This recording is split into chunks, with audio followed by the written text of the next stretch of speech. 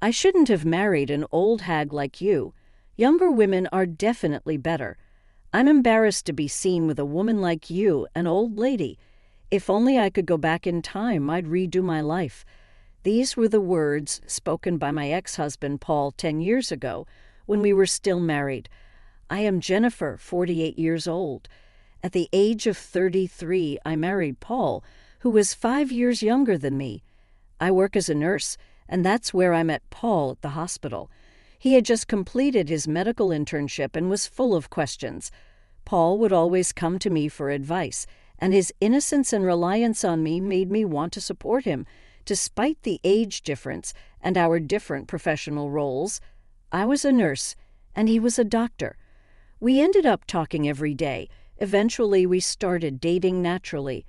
Although I was initially concerned about our age gap, Paul seemed completely unfazed by it, and over time I stopped worrying too.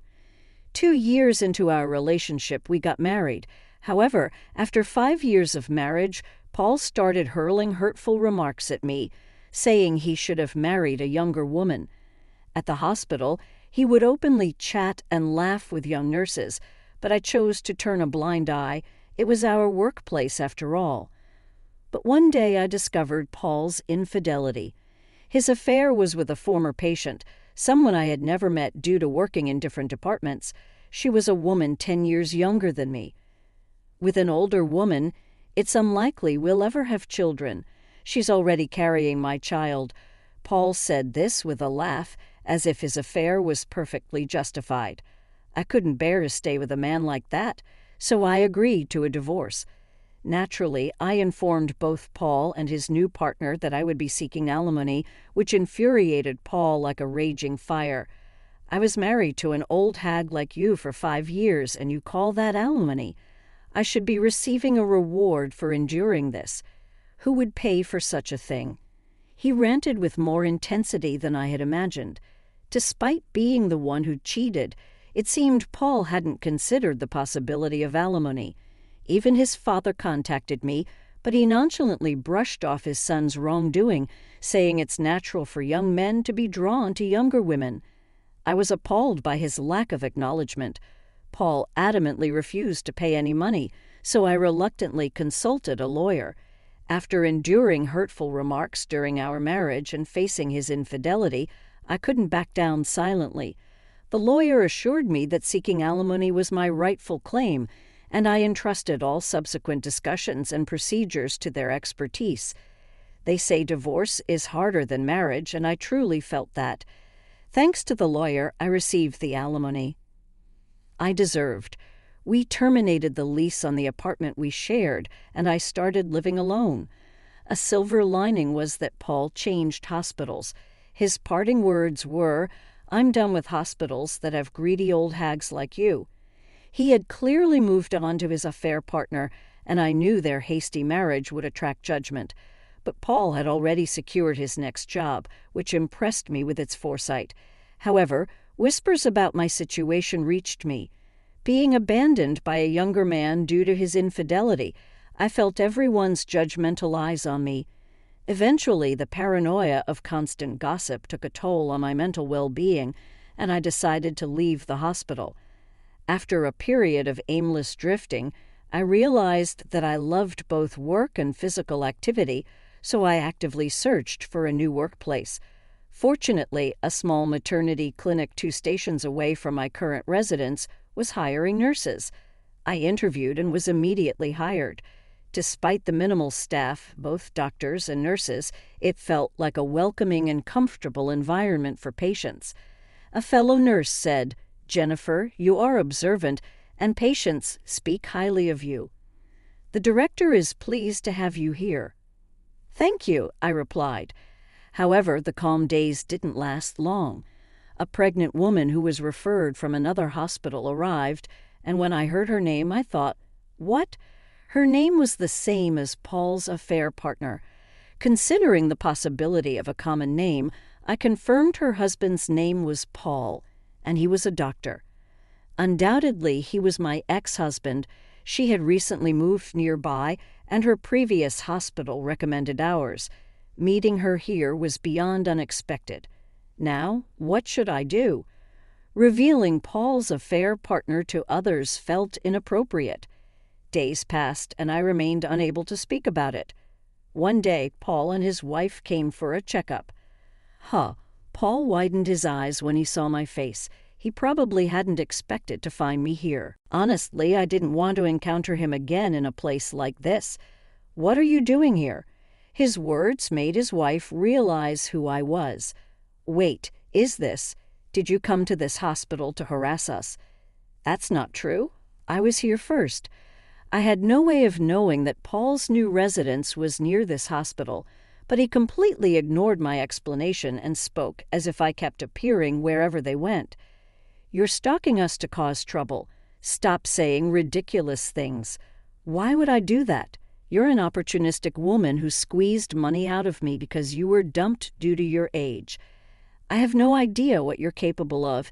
He shouted this in the examination room, and everyone around us learned about our relationship. Their judgmental stares made me feel uncomfortable, even though Paul was clearly in the wrong. I've been scared since coming here. I felt like she is giving me mean looks. What if something happens to the baby? She intentionally teared up while saying this. We don't know what she might do, so keep her away from my wife. With that final blow, the attending physician urged me to leave the examination room. It wasn't that they doubted me, but it was the only way to defuse the situation. I understood that patients took priority. I didn't want to be there either, but I felt utterly miserable. And now that the details of my divorce, which I wanted to keep private, were known, I became increasingly aware of the judgmental glances around me. On top of that, Paul's wife kept coming here and badmouthing me, even though everyone knew I wasn't at fault. She was a patient. Moreover, she was carrying an important pregnancy. Balancing the need to avoid upsetting her and respecting her privacy left everyone speechless. Staying in this environment until her delivery, which was still over 6 months away, seemed unbearable. Despite it being a good workplace, I submitted my resignation to the hospital. It's unfortunate, but it can't be helped. The director's expression hinted at relief. I hadn't done anything wrong, yet I wondered why I had to endure such treatment. Exhausted by everything, I couldn't bring myself to search for another hospital job, so I returned to my parents' home. My parents welcomed me without saying much. For a while, I couldn't bring myself to do anything, but I felt guilty just staying at home without contributing. So I decided to take a part-time job at a nearby supermarket. It was my first time working outside of a hospital, and it felt refreshing, a change of pace. Although I loved being a nurse and found it fulfilling, the weight of responsibility in a workplace where lives were at stake was immense. I never had a day off from being vigilant. Living away from that environment was good for my mental well-being.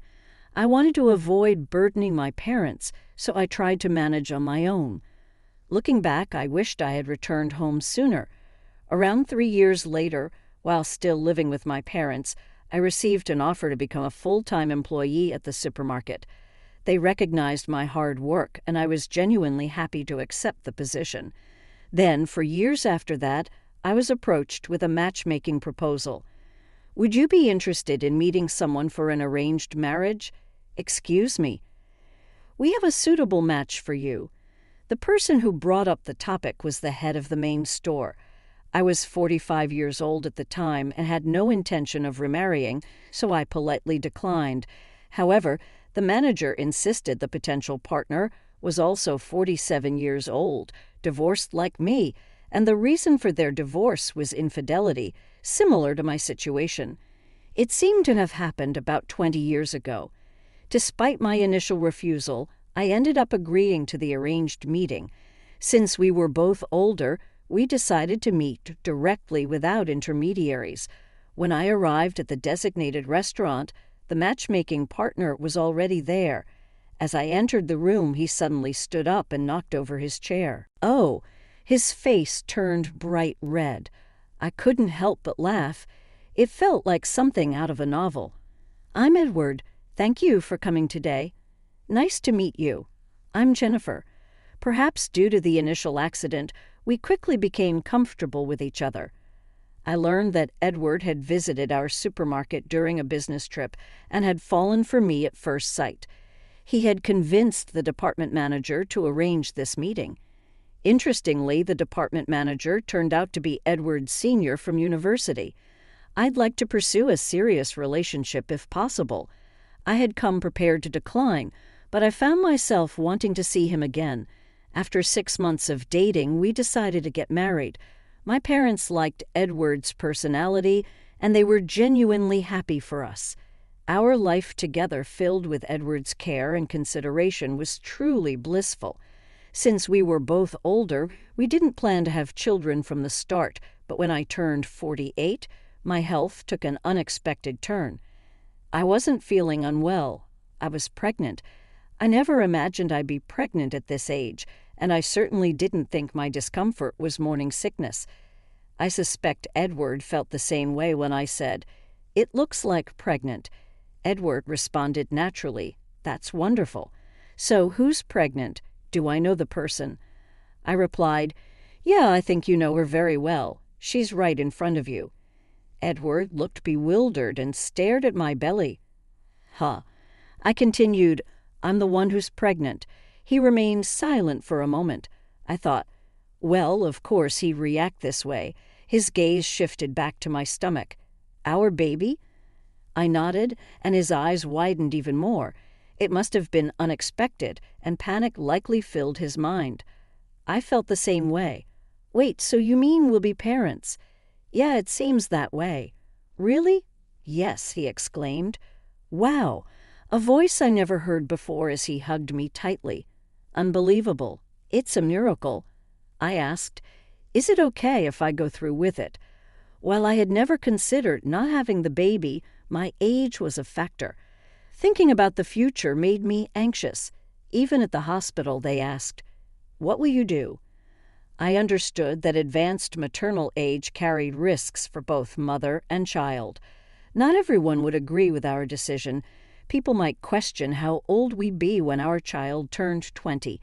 The uncertainty of parenting at this age also worried me. Still, I couldn't bear the thought of ending a life that had taken root. "What are you saying?" "Of course, it's natural." His immediate response made me happy. I believed it reflected Edward's genuine feelings. However, after a while, he started worrying about my health. Even for a man like Edward, I could imagine the potential challenges. We discussed it thoroughly, and our desire to have the baby remained unchanged. We began preparations with the doctor's guidance. Both our parents were surprised and concerned, but they were genuinely thrilled. And so it was decided that I would give birth at a well-equipped, large hospital. The obstetrician was a very caring and competent doctor, which was reassuring. On one of the prenatal checkup days, not only the obstetrician, but also an internal medicine doctor came for extra precaution. Edward was supposed to be there too, but unfortunately, he had urgent work and couldn't make it, so I entered the examination room alone. To my surprise, there was my ex-husband, Paul. Honestly, encountering him again in such a place felt unbelievable. "Huh, seriously? You're a 48-year-old pregnant woman. It's impossible to give birth at your age." He burst out laughing. The obstetrician and the nurse present both had puzzled expressions, but Paul paid no attention. "You have no right to say such things." "I'm just concerned," I said. "A grandma getting pregnant. It's gross. Is that how you treat patients?" Even without the anxiety that pregnant women already face, spewing such hurtful words is unbelievable. "And you call yourself a doctor? What are you acting all high and mighty for? Besides, this hospital mostly caters to celebrities. Do you even realize that? It'd be better for you to leave before embarrassing yourself," he continued. "I'll leave without being told. Giving birth in a hospital where doctors like you work? No way." "Yeah, just go," I replied. "Doctor, this lady is the wife of the Taylor Group's significant donor's son's wife. To be precise." The nurse intervened. "Huh. You might not know her since you're new here," she added. "This can't be true. Paul stammered. "But we're complete strangers," he tried to explain. "Nevertheless, your recent remarks were way out of line. As Mrs. Taylor said, it's hard to believe a doctor would say such things," the nurse continued. "Well, Edward walked in just as Paul turned pale. "Sorry for being late. My wife." The tension in the room was palpable. Edward seemed to sense something, observing my angry expression, Paul's pale face, and the overall atmosphere. "What's wrong?" "I was told by this doctor, Paul, that it's disgusting to give birth at 48, I explained. Hearing those words, Edward's expression changed instantly. "Paul, you insulted my wife," he confronted. "Oh, no, that's not," Paul began, but Edward interrupted. "How can you insult a patient like that? What kind of hospital is this? I can't trust this hospital with my precious wife and unborn child." As Paul finished speaking, the nurse who had left earlier came back with the director. "Mr. Taylor, I heard there was some rudeness, but—" Director. "I thought this was a reliable hospital because my father recommended it, but I didn't know they had a doctor like this. It seems I chose the wrong hospital." "I'm very sorry," Edward interjected. "No, that's not true.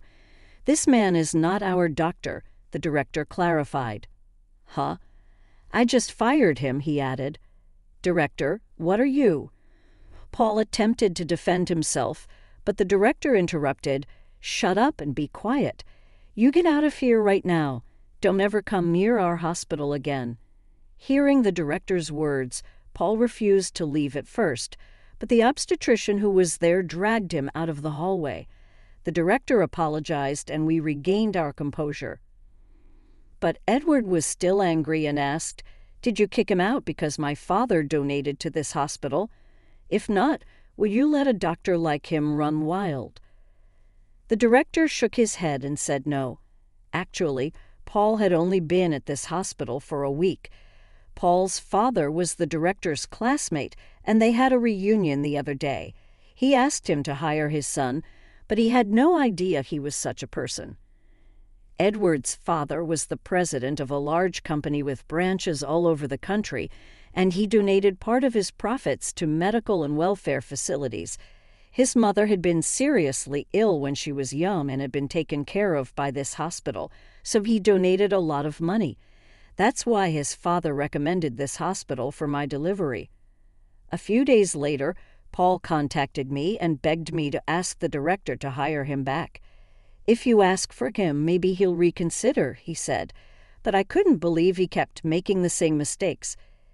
Edward snatched the phone from me and yelled at Paul, threatening to report him to the police for harassment if he ever contacted me or came near me again. Sometime later, I stopped by a convenience store on my way back from the hospital and saw Paul working there. Apparently, no hospital would hire him anymore.